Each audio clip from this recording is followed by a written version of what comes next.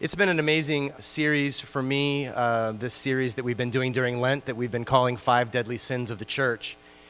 And we've been trying to identify blind spots, and which is, as I said a few weeks ago, a difficult thing to do because the definition of a blind spot is that, well, you can't see it, right? So we need help to see the things that we have a difficult time seeing, the things that are the closest to us, the things that are the things that we think least about. You know, we talk sometimes about the fish trying to examine the water that it's swimming in. I mean, this is a challenge, to say the least. And so I've not been giving these sermons. Next week I will. That'll be an interesting challenge to get back into that. But today we have a really dear friend, Ched Myers, who I've gotten to know over the years, who has been a mentor to me before he even knew I existed, through the books that he's written. His masterpiece, I think, Binding the Strong Man, which is a commentary on the Gospel of Mark, was something that just transformed my experience, my understanding of Scripture, my preaching, my teaching, and I think has had a profound effect, whether you realize it or not, on the congregation that we enjoy today and that we participate in here in Hollywood. Also his ideas on Sabbath economics, which you're going to hear about today, I think. And there are a couple of books out there that you can see that he's written and have a look at them. They're just sample copies, I believe, so just leave them there. But there's information about how you can get those books for yourself. Ched and his wife Elaine lead an organization not too far from here in Ojai called Bartimaeus Cooperative Ministries. They do trainings, seminars, webinars, podcasts, all kinds of really amazing resources to help the church examine its practice and its faith. There are flyers there like this that talk about upcoming seminars and some of the literature that they have, which I highly recommend to you. And so I hope you'll stop and take a look. But Ched's just been such a resource and a blessing and a friend to me, and I'm just so grateful. I believe you said this is the first time you've ever spoken in an Adventist church, so this is exciting for all of us. So thank you, Ched. Please come. We look forward to what God is going to share with us through you.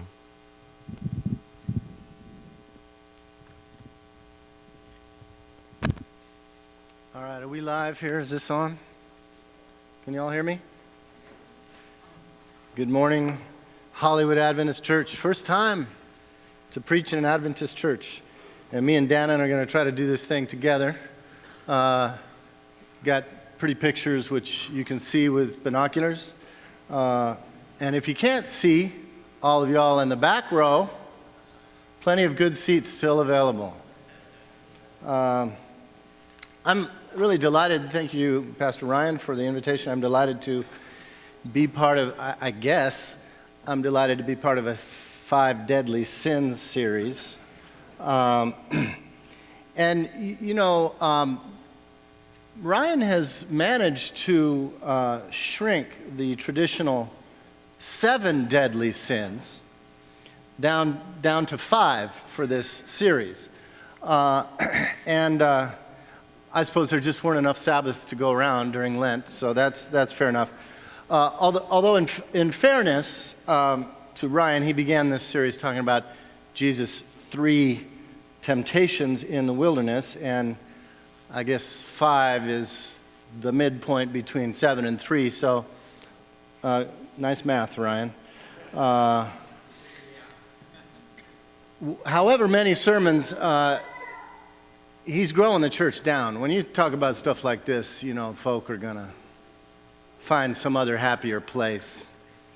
And I commend any pastor who wants to tackle difficult issues. So I'm going to, a little bit later, I'm going to also talk about 7 household practices, because I'm a traditionalist, right? 7 deadly sins, 7 household practices. 7 is a Sabbath number. This week, the topic is consumerism and its impact on our souls and on our cities and on our environment. It's another vast topic to wrap our hearts and minds around. As with the previous week's topics of patriarchy and racism and militarism, these are weighty topics. And like all of these other ones, our overconsumption is truly a deadly sin. It is deadly to our spirits, it is deadly to our communities, and it is deadly to the earth. This is more inconvenient truth we have to talk about today, but that's the church's discipline in Lent.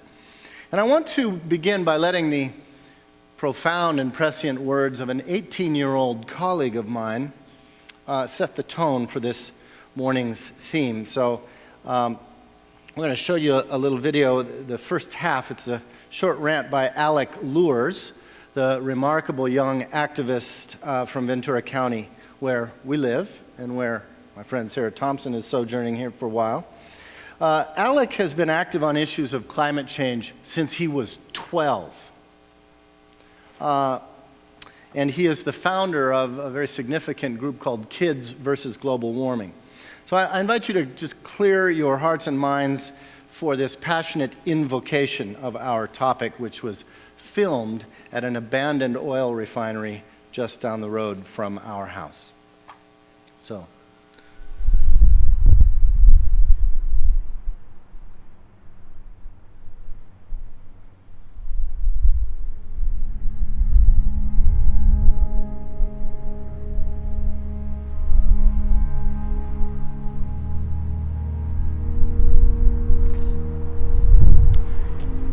We are the victims of a great sickness, a sickness felt by many but expressed by very few, a sickness slowly spreading, convulsing, reaching into the deepest corners of our minds, hovering low over our heads, crawling underneath our skin, whispering constantly into our ears, lashing out when threatened, hiding, invisible, denying.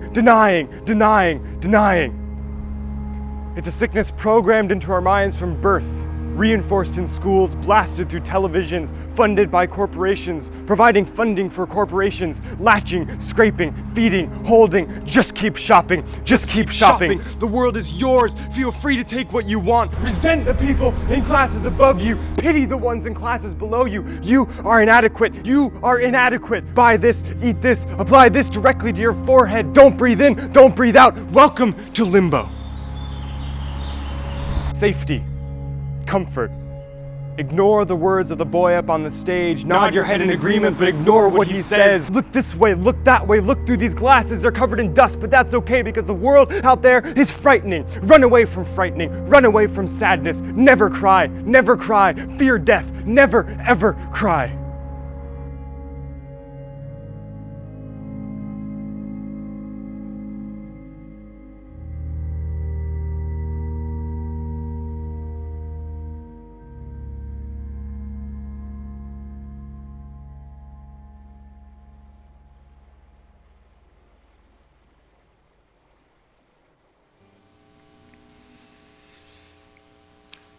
The kinds of things that we have to talk about, that history is confronting us with, whether we're paying attention to it or not, are not simple, and they can't really be treated with sound bites.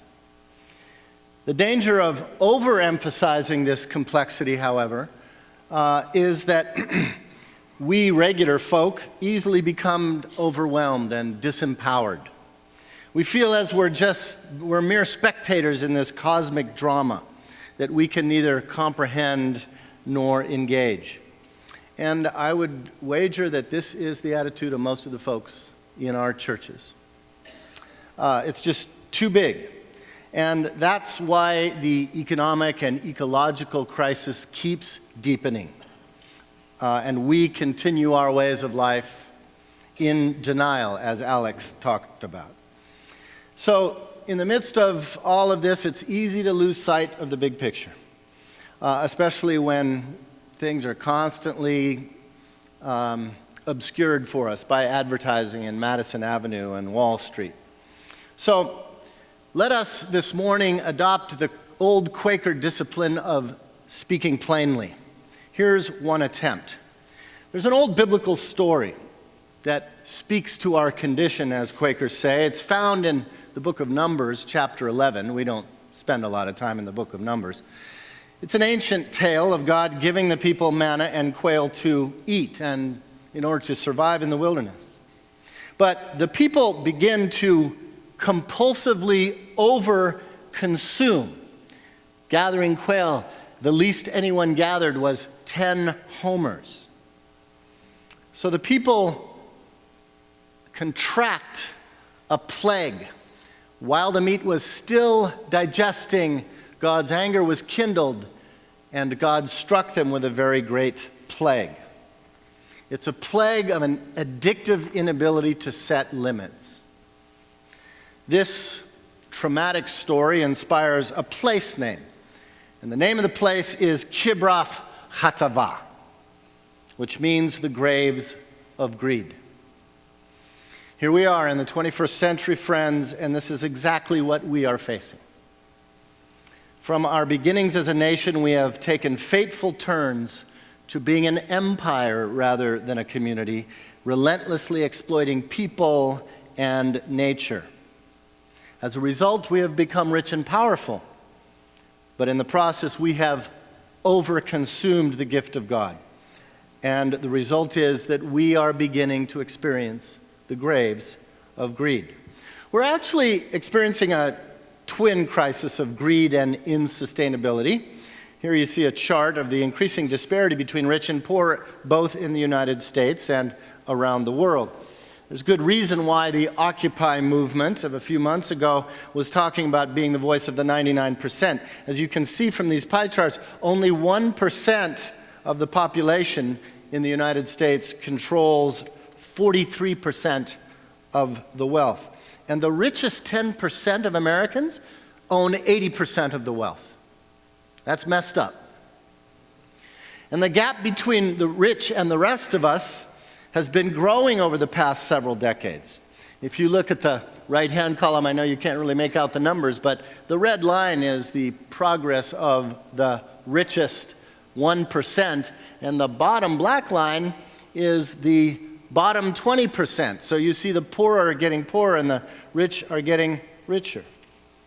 The social architecture of economic discrimination today keeps people in our society as segregated as Jim Crow did a half century ago. It renders the poor, whether that's the immigrant, the homeless, the low-wage worker, either invisible or criminalized. Most dramatically symbolized by the fact that at the very same time that the Berlin Wall came down in 1989, a new wall was being constructed at the US-Mexico border, meaning that the old East-West conflict had now become a North-South conflict. And of course, this disparity is even more intense across the globe, where vast economic inequality exists right side by side, as you can see in Venezuela. As this atlas of global inequality shows, the countries colored red have less than 1/4 of the world mean wealth, while countries colored dark blue have more than 4 times the average income. That would be us. Make poverty history? Not the way we're going.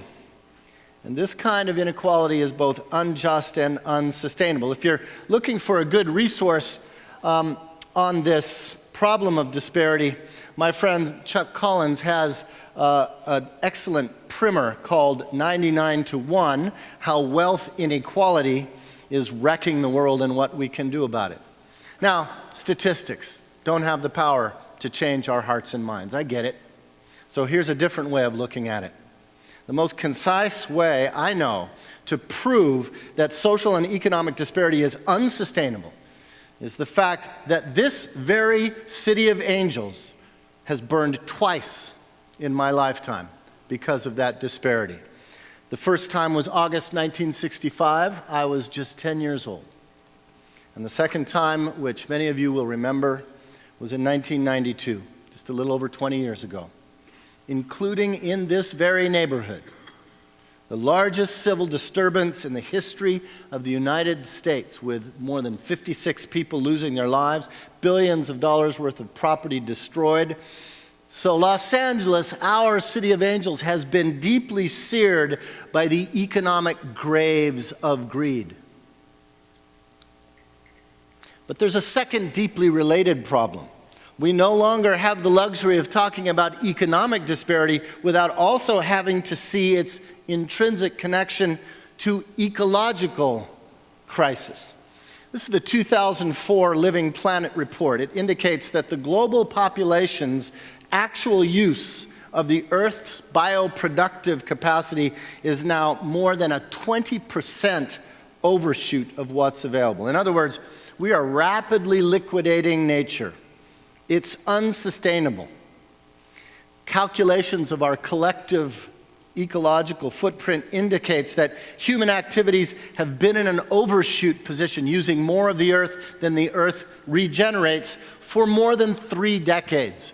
This is another way to put it. Every single year, we deepen our crisis of ecological indebtedness. Every year, around about the middle of September, we've already used up all of the Earth's resources for that year as a global population. What that means, friends, is that because we now require a planet and a half to sustain ourselves, we are going deeper and deeper toward the graves of greed. How serious is this threat? This is a mainstream environmentalist, James Spate.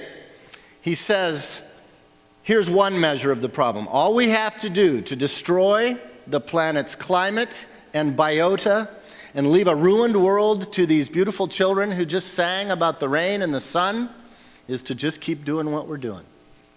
Just keep doing what we're doing. And this dish is dead. Our way of life authorizes a continuing holocaust of extinction, y'all. Just in the last few years, the Baiji dolphin, gone.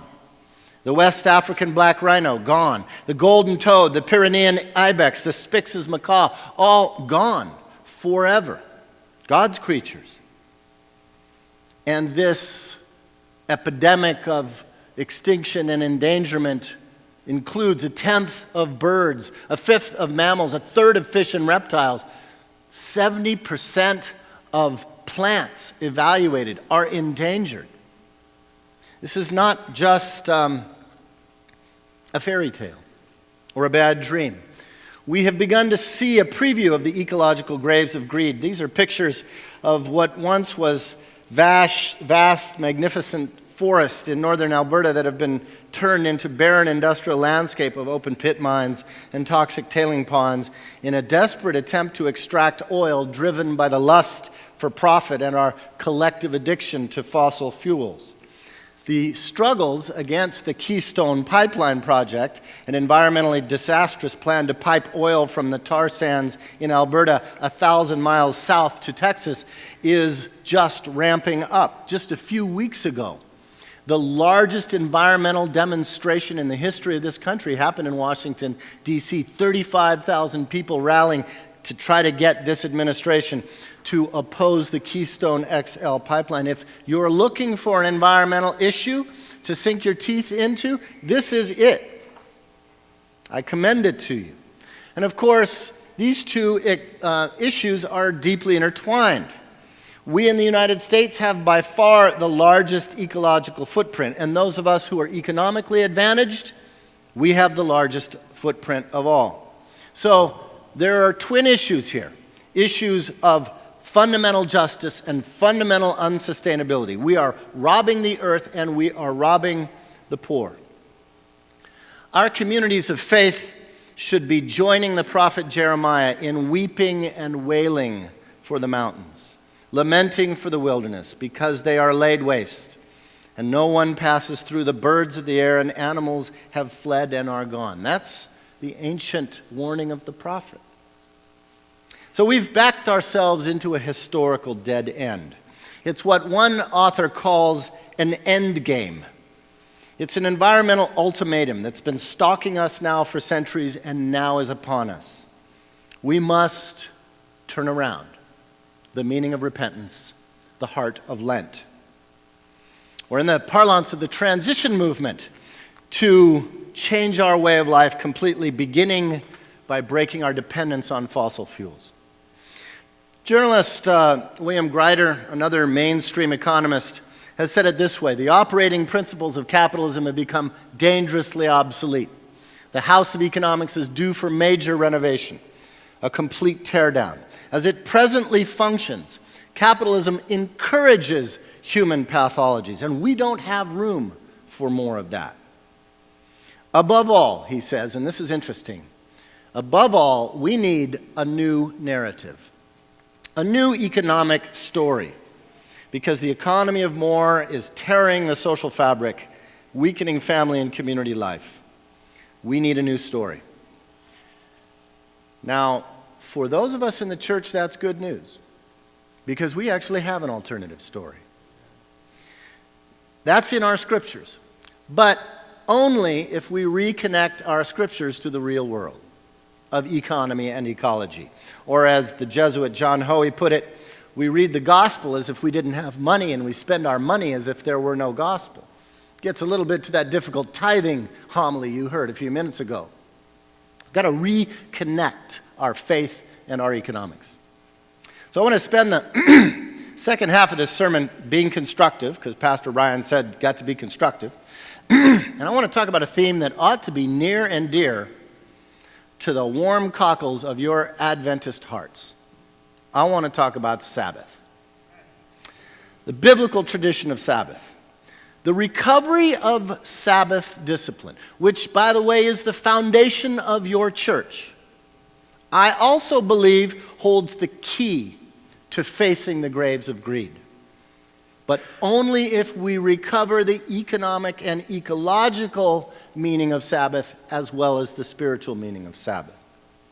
Now, the common root of economics comes from the Greek oikos, which means household or home.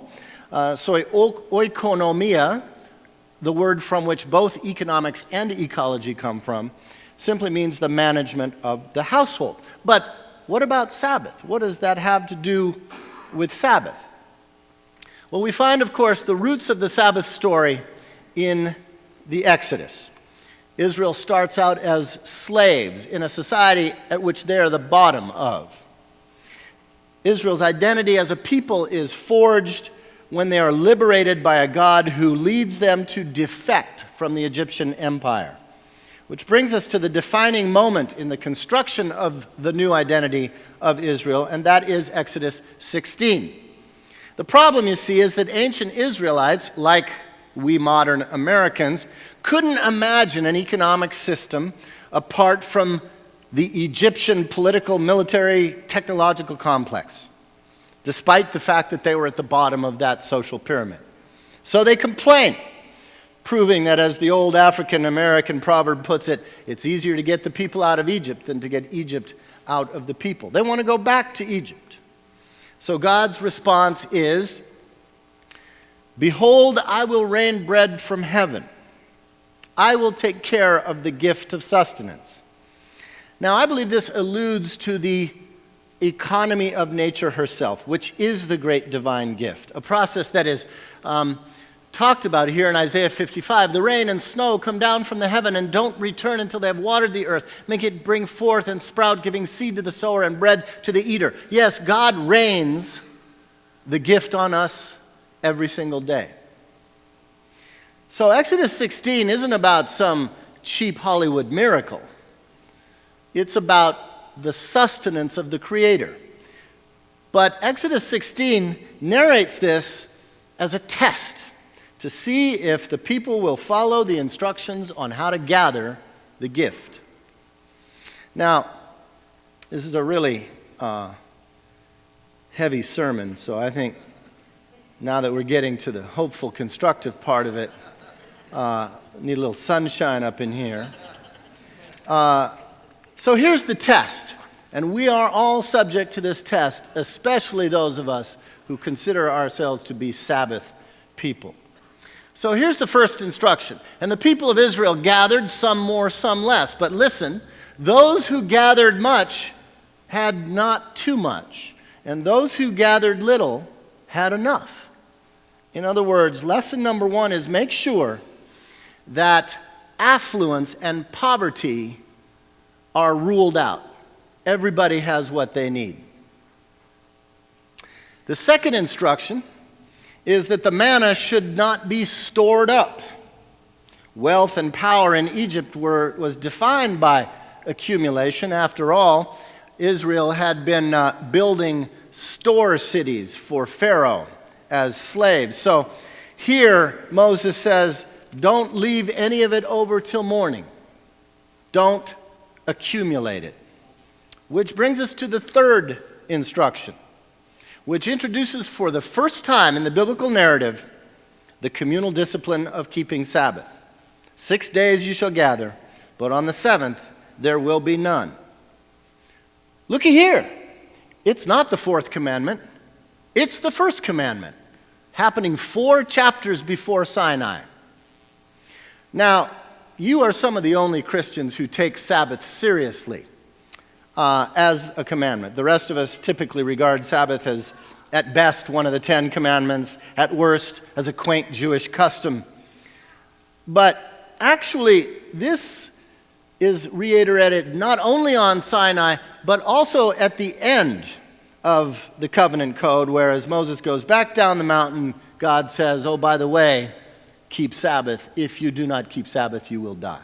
It's the first commandment, and it's the last commandment. So here's a little summary of the 3 instructions. The gift should be distributed equitably. Make sure it circulates rather than concentrating in just a few hands. And keep Sabbath. That is, limit human activity as a constant reminder of the economy of grace. These are economic instructions. This is an economic blueprint. And it's the first lesson Israel gets on its way to freedom. Well, it's not too hard to see how crucial this old wisdom is to our current struggle to stave off these graves of greed. However, it's also true that we modern folk, we don't half believe it, do we? Like Israel of old, we just don't get it. In fact, we fight this with all of our might. So the old story anticipates this resistance with a bit of humor. The word manna actually means, what? What's this? What's up? What does this mean? Which is kind of what you're thinking right now as we talk about this stuff. Like, what? So that's a little Jewish humor for you, right? Mana, manhu. What?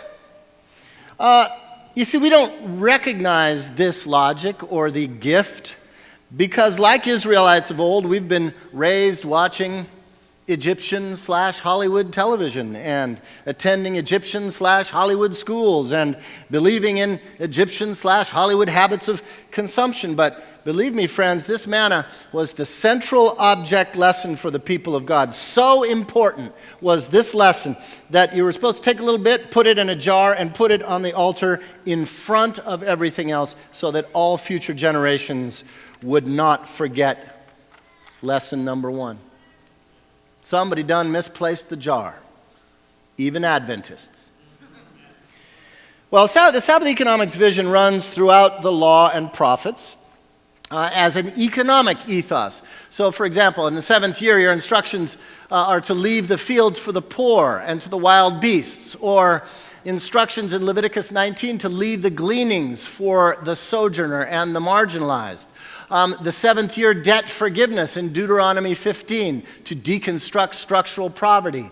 And the great Jubilee, we sang about it in the hymn today. 7 times 7, a super Sabbath in which all debts are forgiven, slaves freed, and land returned, ensuring that economic disparity would be not permanent. And then, of course, it's the prophets constantly ranting. What do you mean by crushing my people, grinding the face of the poor, says the Lord God? Or Amos, why do you buy the poor for silver and the needy for a pair of sandals? And it's in the right half of the Bible, too. In fact, Sabbath economics provides the very foundation for Jesus' ministry. He tells the lesson of the manna, invoking it in the 2 central petitions of the disciples' prayer. Give us enough bread for today and release us from debt as we release others. And he shows it, reenacting the old lesson of the manna in his feeding of the poor in the wilderness. There, the disciples who can't see the gift have to be taught again how to take, break, and give the gift all around so that all eat and are satisfied. And even the Apostle Paul, embraced Sabbath economics. You know how he did a collection project to all the churches. You know what his scriptural justification for that economic mutual aid between rich and poor was? Exodus 16. So that those who gathered much didn't have too much, and those who gathered little had enough. So, to review, Sabbath economics, that runs from beginning to end of Scripture through Torah legislation, prophetic oracles, Jesus' teaching and actions, Paul's collection, James' critique of affluenza. I think this is the story that William Grider is calling for, and we have it in church. But the problem is, we are blind to it. We're not seeing it. We're not living it. Sabbath economics, essentially, in one soundbite, is the struggle between the cultures of mammon, that would be the graves of greed, and manna, the gift of sharing and equity. So our real task is to reclaim that story as church, and then set about translating it into catechism of actual practices, daily stuff. Now, we've been experimenting with this a little bit in our cooperative, and here's what we believe. There are 4 ways in which we work for personal and political change. The first one is literacy, education, and analysis. That's where Bible study comes in for us, and also understanding how wealth is distributed in this neighborhood, in this city, in this country, in the world. And then advocacy and organizing. You all know something about that. You're part of PICO here in the neighborhood. I know pastors always trying to get folks involved in community organizing. Very, very important. A third part of the puzzle is building alternative institutions and networks. That's something historically that our churches have been good at. But we have, we've kind of fallen behind our imagination on a lot of that.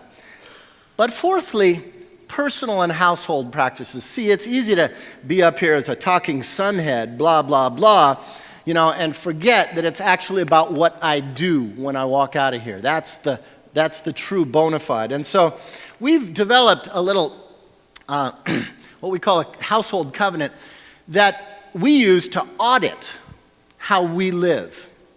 And it's that nice round Sabbath number 7. And here's what we do in our model, and I commend it to you. We talk about money.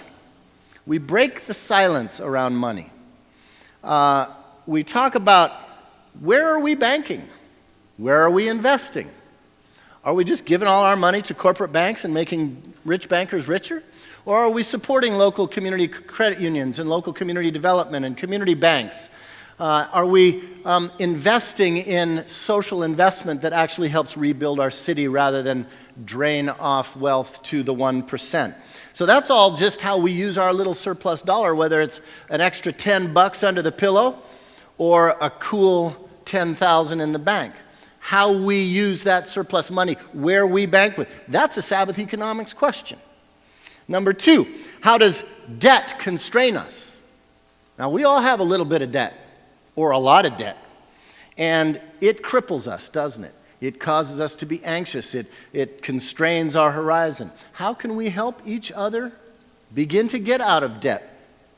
That's a Sabbath economics issue. Thirdly, all of us give a little something, something charitably. Maybe it's to dude on the street. Maybe it's in the nice velvet bucket here at church that doesn't make a sound, so you're not embarrassed by putting your little quarter in there. It's not clinking around. You Adventists are so polite. But the question is, how does every charitable nickel that we give, how is it used strategically? Is it guilt money, or are we actually trying to build something? Are we in relationship with the people we are sharing with? That's a Sabbath economics question. What is our household ecological footprint? Or for that matter, what is our church's ecological footprint? Now, the first thing one sees when one comes to Hollywood Adventist is the color. Right? This is my first time here. The color made an impression. But the second impression that gets made is all the concrete and asphalt. So I've been for years challenging our churches to tithe, what is it, 10%? Tithe 10% of their parking lots to community gardens. Tear up that asphalt. Well, no, Pastor Ryan's way ahead. Already done that. But I don't think it's 10% yet.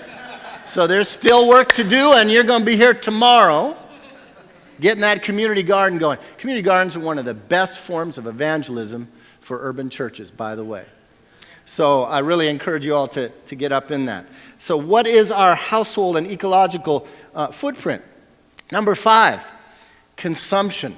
It's not just the stupid stuff we buy because we were persuaded by some stupid advertisement to buy it. But it's about the water we use. It's about the carbon footprint. So, see this? It's one of the great inventions. This two-wheeler right here. And this young woman right here, Sarah Thompson, rode 45 minutes on that bike across LA to get here to worship with you all today. So, it can be done. And even if you don't have cool hair, it still can be done. So that's Sabbath economics, our driving. There was a fellow pastor of Ryan's here in Los Angeles, hip young pastor, took an entire year off. He called it a carbon Sabbath, and he rode his bicycle across the country and spoke in churches about these issues. We can do this stuff, folks.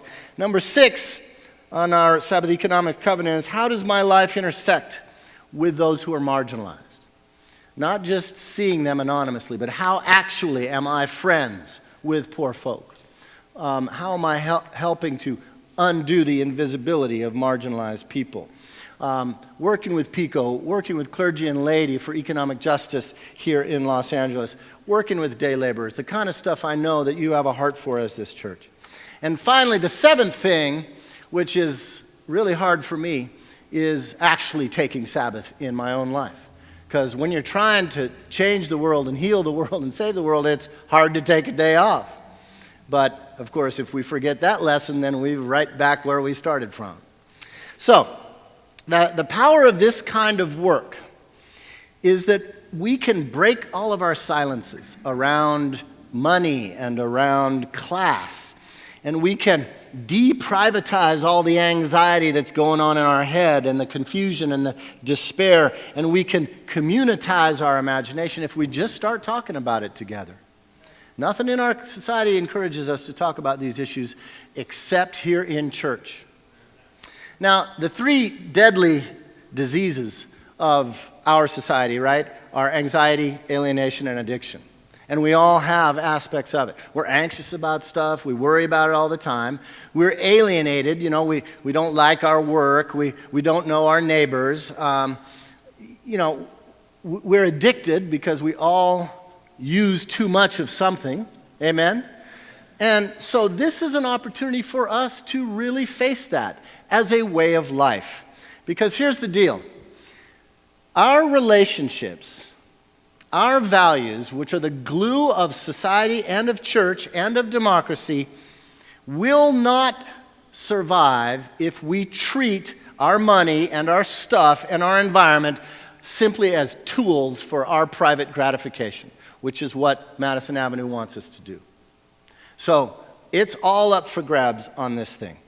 So the kind of things that the kind of questions we can ask are things like, do I need this or do I just desire it? That's a question of my relationship to my own self and my spiritual maturity. We can ask, what is the ecological impact of a product I'm looking at?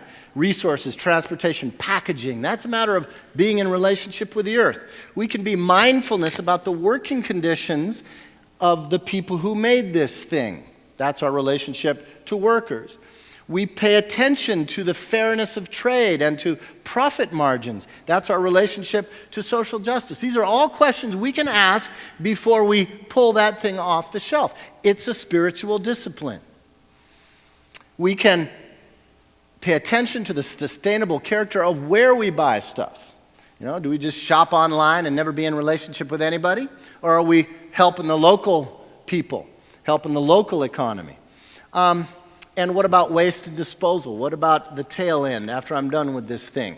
These are the kinds of concrete questions. Well, these are hard issues, talking about issues of our ecological footprint. But you know what, friends? I've got a theory. If we took this stuff seriously and really wrestled through in church, church would not be boring anymore. Church would not be boring anymore if we were getting up in these kinds of issues as a matter of our spiritual survival. So, I want to conclude with a reminder about where we are in history. On this day, 10 years ago, a 24-year-old Seattle woman attempted to stand with the dispossessed in Palestine by standing in front of a bulldozer on the Gaza Strip, nonviolently, a bulldozer that was trying to raze Palestinian homes. Rachel Corrie was run over and killed on this day 10 years ago.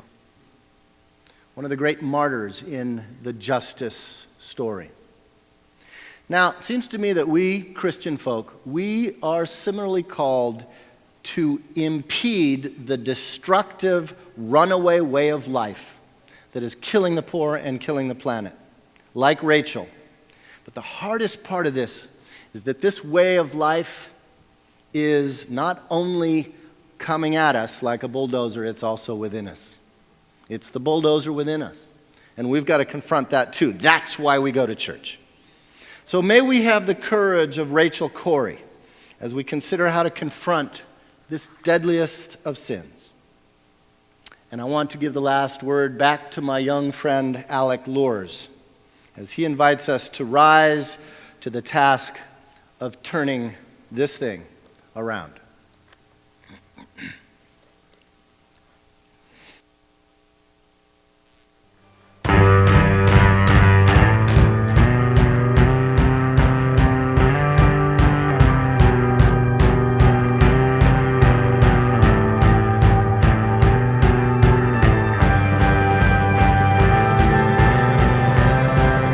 We are the voiceless, the dismissible, the overwhelmed minority, and we've decided now's our time to take our place in the world once and for all.